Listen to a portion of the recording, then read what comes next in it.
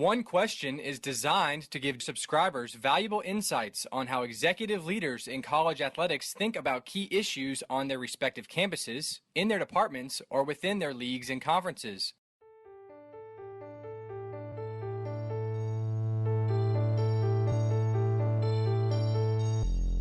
Greetings, this is Ty Brown and welcome to One Question, where we highlight executive leaders in college athletics. Our guest today is Samantha Huge. Samantha is the Director of Athletics at William & Mary. Greetings, Samantha. Thanks for joining us. Thank you for having me, Ty. I'm looking forward to having a conversation. Actually, this is 20 years in college athletics. Congratulations on that. Thank you. You have a varied background at a number of institutions, including some time as Special Assistant to the President at Delaware and experience with equity and inclusion and serving on multiple committees. So you've seen a lot of leadership. You've been in a number of leadership roles. And I always say that the role of a leader is to create and maintain an environment that people want to be a part of. And one of the ways you have to do that is by making decisions with regard to personnel. And during the 2.5 years at William & Mary, you've had to make a number of hires of coaches and administrators. And when I was looking at the list of people who have come in since you've been there, I mean, there's a significant amount of change being there. Of course, change can be positive or not positive, I guess you would say. I wonder about your process for making decisions. Some of them probably tough when it comes to personnel within the athletics department.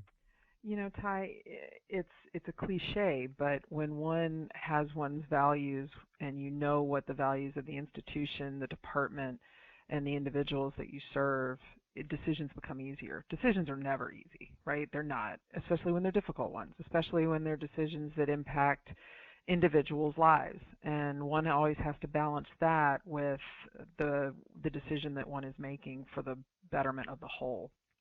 You know, we keep the student athlete at the center of every decision we make. I was fortunate to have worked for some great leaders. You said that. And one of the things that they always modeled was core values and keeping the student athlete at the forefront of every decision. And when you do that, and when you do when you keep the well-being of the student athlete at the forefront, decision making isn't actually that difficult. Now, fallout's hard, and when you're you're not always the most popular person when you go to the grocery store, but thank goodness for grocery delivery these days, I guess, for a lot of folks. But I think for me, it's really that you said I've been in 20 years, and that's still, it seems like it's been 20 sometimes, but it seems like it's been a moment. And having the opportunity to work for athletic directors like Ron Wellman and Bernard Muir and Eric Hyman, and the list goes on and on and on, of people that I've been able not only to work directly for, but to be influenced. You know, I would add Sandy Barber to that list, and Kevin White, and others who I've just really had the opportunity to see great leadership. You took the job there summer 2017, taking over for someone who had been there for a while. So when you start changing personnel, you start affecting what people believe was the fabric of the culture, right? But you're hired to, basically take it to the next level. So how were a lot of the changes you've made received? I mean, we're talking staff, coaches, like across the board. When you look at the changes, I don't know if have you ever counted how many people you have hired since you've been there? We did, actually, because we had our all staff meeting, welcome back, yesterday, and as I was preparing for the meeting and looking at the new names to list, I went, oh wow, this is, I think since last August, we have 47 new people in a department that's only about 120. But so we had a really fun exercise yesterday. Rather than me stand up there, I've often said, like Charlie Brown's teacher on the cartoon, and just read off a list. We did it in a really interactive way. I think I shocked some people because their expectation was that we were going to talk about, budget, and we were going to talk about all these things. And I just, what I told them, because you bring up a point, that we've had a lot of change in the 2 years since I've arrived. And with change comes excitement, but with change also comes, you're not working with the same people you were working with before. And in athletics, we spend so much time with each other that you feel that loss really greatly. Whether that person worked next to you or worked with you, that's a loss that our people were feeling, and I knew that. And so I got everybody up, and we went into the arena, and I said, okay, you find one person you don't know, because I'm not going to introduce all the new people, because that would get really boring. You're going to introduce each other. And so I said, if you can't find somebody that you don't know, know, then find someone you haven't had a conversation with in a while. And it took us, we did that for about 10 minutes, and then went back into our lecture room, and I said, okay, now we're just going to go through, and you're going to introduce the people you met with. And it was so fun, and we learned things about each other. And I just said, I told them, I said, guys, we've had a lot of change. It is now time for us to, we've got this new strategic plan about to drop. We've got these goals that we want to meet, but none of that's we're not going to be able to accomplish any of that if we don't care about each other and each other's success and really build this team. Just as coaches go into a locker room in the fall and 25% of their team is new. I mean, if you think about it, and same on a campus, every fall we have 25% new, at the very least, with new classes coming in. So it was really important that we begin to build our own team culture. And so I don't know if I answered that. Well, that was the question you asked me. Sometimes I'm so sorry. That's okay.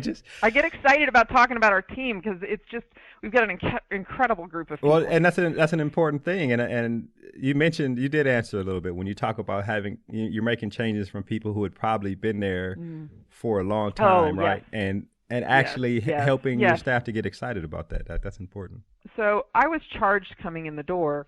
And I would say it's not, we say that often, let's take it to the next level. It really wasn't. It was about redefining excellence and a shift in philosophy from what this institution wanted athletics to be.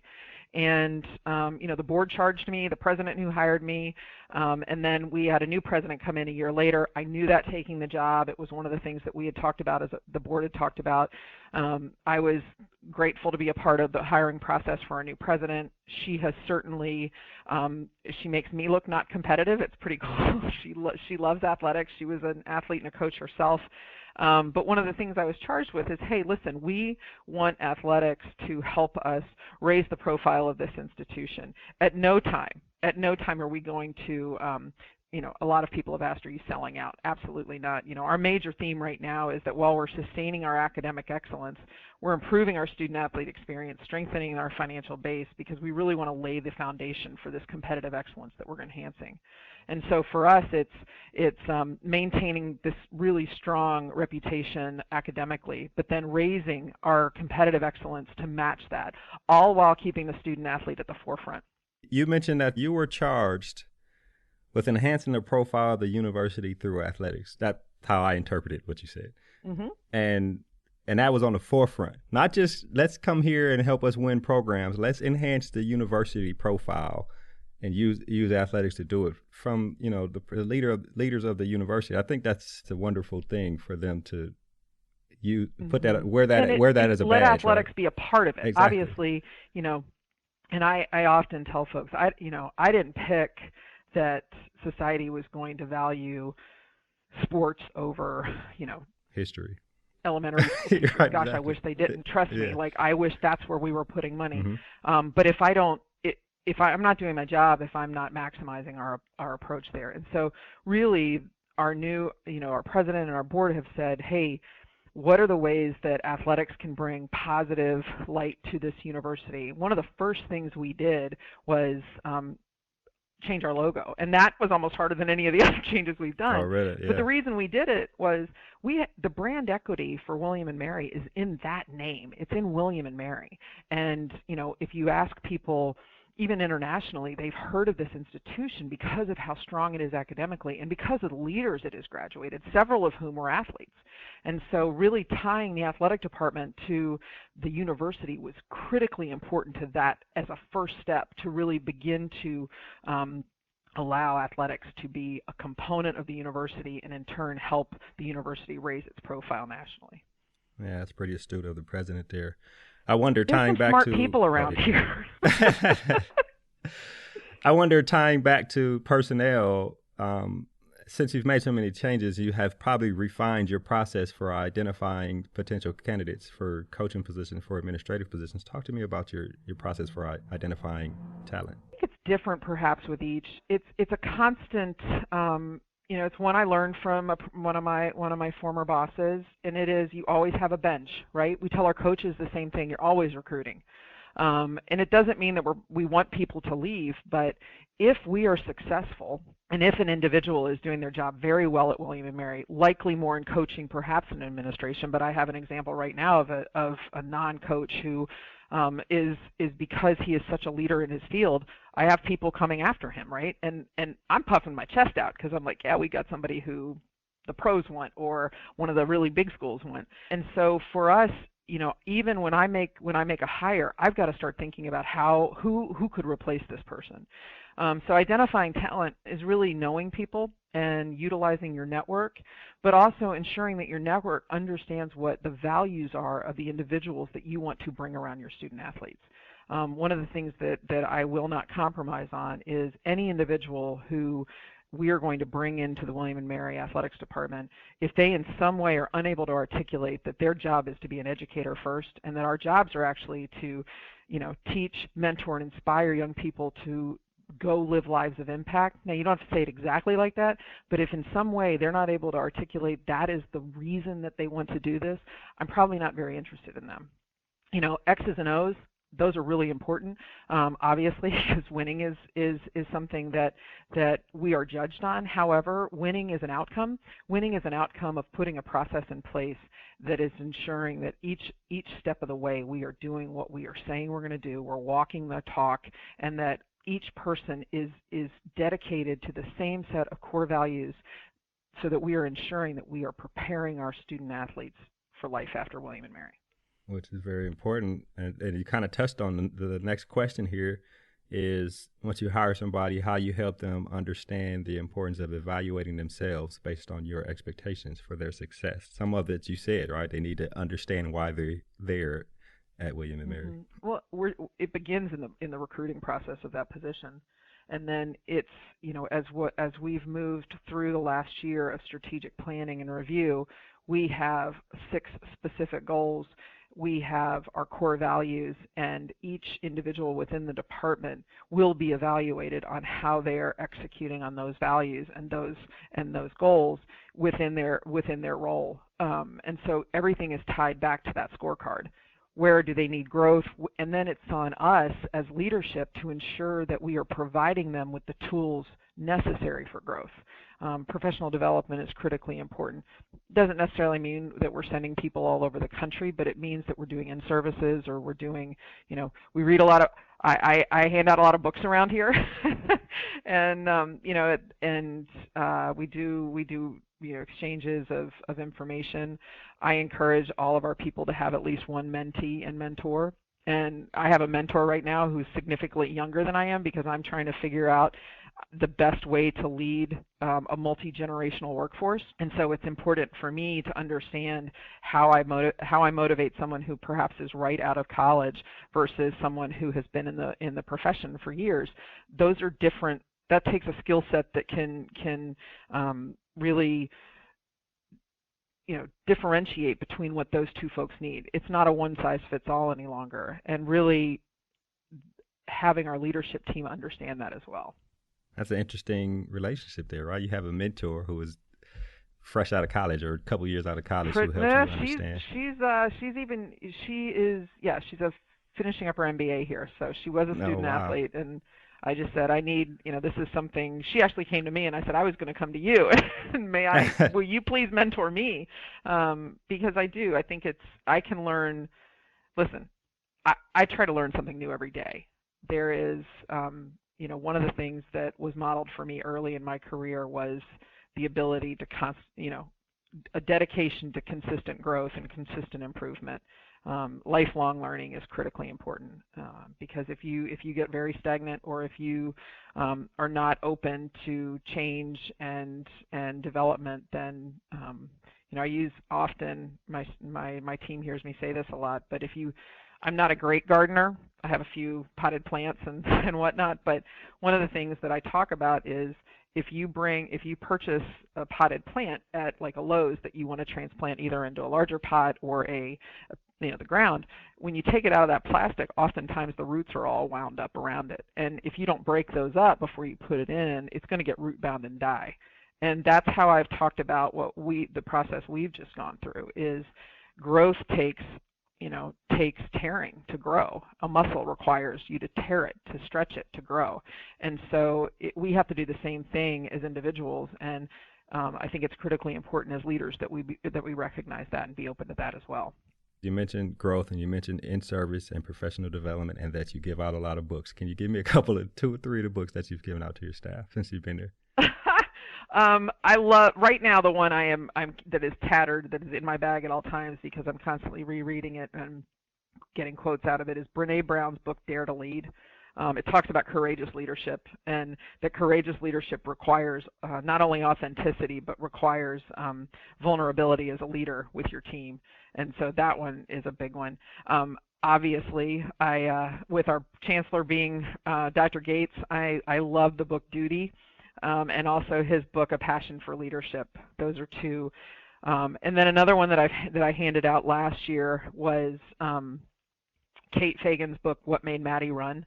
Mental health among students, mental health in general in our society is so critically important, but in particular our students and student athletes in this digital age of social media and everything looks perfect. We really need to be paying attention to ensure that that we can recognize the signs, and if we are not equipped, not everyone is, to address mental health issues, that we have the tool set and the people around us that we can point our student athletes towards. Gosh, there's so many great books out. There really are.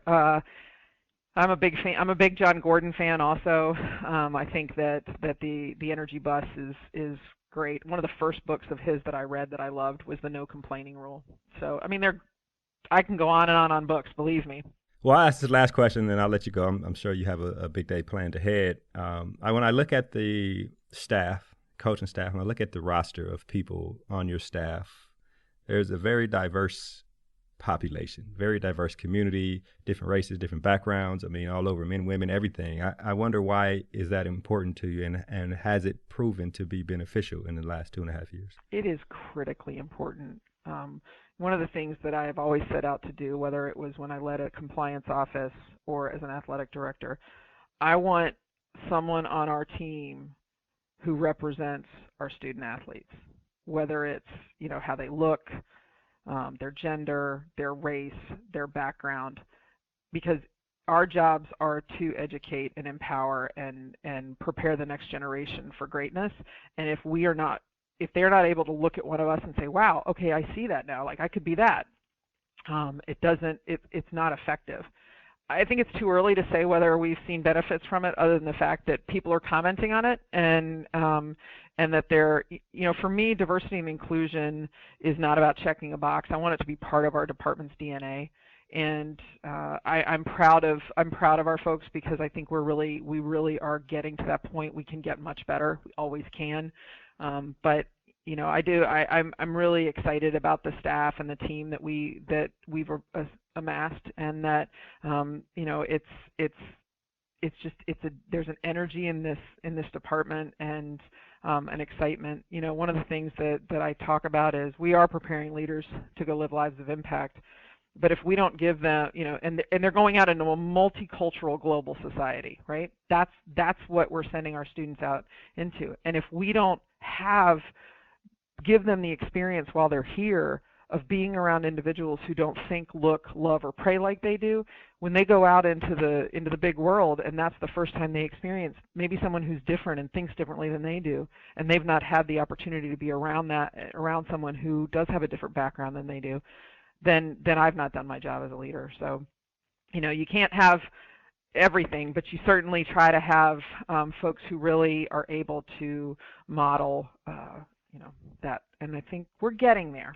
We're making progress. Which is excellent insight. I really appreciate you joining us here. This has been a great conversation. Thank you very much for being a guest. Well, thanks for having me, Tai. I appreciate it very much. That was Samantha Huge. She is the Director of Athletics at William & Mary. And of course, this is Tai Brown with one question. And keep in mind, the role of a leader is to create and maintain an environment that people want to be a part of. And as always, be better tomorrow than you are today.